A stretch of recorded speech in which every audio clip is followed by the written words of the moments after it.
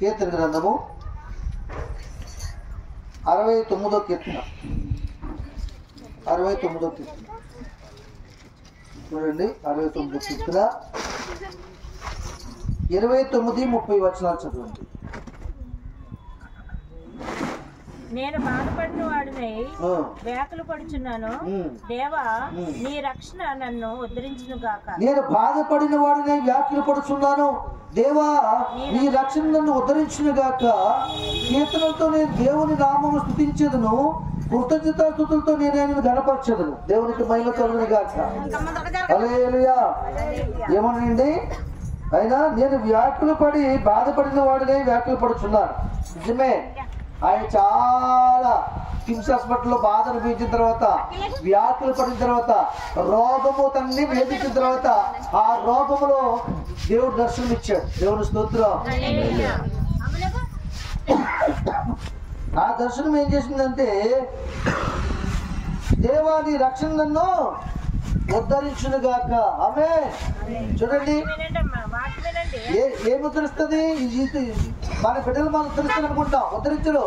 ఒకరు అమెరికాలో జాబ్ చేస్తారు, బాగా చదివిస్తే, ఇంకొకరు రష్యాలో జాబ్ చేస్తారు. ఇక్కడ ఎవరుంటారు మనం ఉద్ధరించడానికి? మనం ఆదరించడానికి ఎవరుంటారు? ఎవరుంటారు?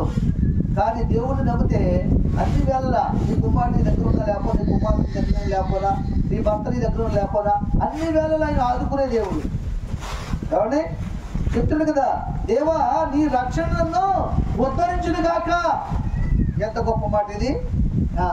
ఈరోజు నిజంగా వైద్యులు ఆయన ఉద్ధరించలేదు, ఆయన రక్షణ ఆయన హస్తం పుట్టి సొంతపరిచి ఈరోజు మన మధ్య కూర్చోబెట్టి, అసలు ఆయనకే నమ్మకం లేదు నేను బ్రతుకుతానని. చాలా మంది కూడా చాలా రకాలుగా అనుకున్నారు, కానీ దేవుడు అనుకున్నాడు, నేను ఇతను బాగు చేయాలి, నా మహిమార్థమై వాడుకోవాలి, నా సేవగా నిలబెట్టుకోవాలి, నా సాక్షిగా నిలబెట్టుకోవాలి, నశించిన దాన్ని వెతకరక్షణ కదా నేను లోకానికి వచ్చానని. దుష్టుడు మన్నంత నాకు ఇష్టం లేదు కదా, తన మార్పు చెంది నిలిస్తే నాకు ఇష్టం కదని ఆయన మాటలు జ్ఞాపకం చేసుకుని ఆయన దర్శనమిచ్చి డాక్టర్ల చేత యేసురత్నమో అని పిలిపించుకుని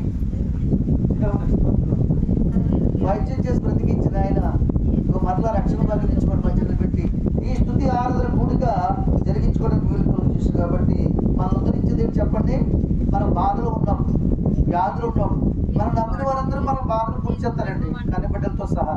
కన్నబిడ్డలేంటి, గోడలేంటి, వాళ్ళ పిల్లలు పుట్టాక కాలం బాగానే ఉంటారు. తర్వాత వాళ్ళ కుటుంబం బాధ్యతలు ఎక్కువైపోయి, దురాశలు ఎక్కువైపోయి, అప్పుల సమస్యలో పడి వాటిని బట్టి వాళ్ళు వేధిస్తూ ఎప్పటికప్పుడు బాధ